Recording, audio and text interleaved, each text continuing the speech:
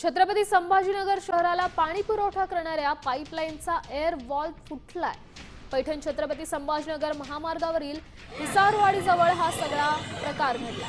पारोळा जलशुद्धीकरणात येणाऱ्या या पाईपलाईनमधील वॉल फुटल्यामुळे काही तासांमध्येच लाखो लिटर पाण्याची नासाडी झाली। या घटनेमुळे शहराच्या पाणी पुरवठ्यावर गंभीर परिणाम होण्याची देखील शक्यता आहे। प्रशासनाकडून फुटलेला एअर वॉल दुरुस्त करण्याचं काम सध्या सुरू आहे।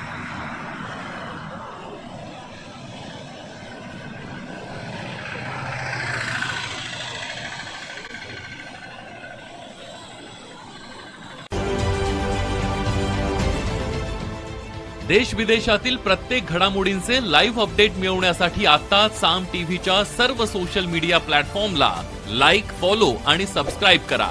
तसंच सर्व नोटिफिकेशनसाठी बेल आयकॉन प्रेस करायला विसरू नका।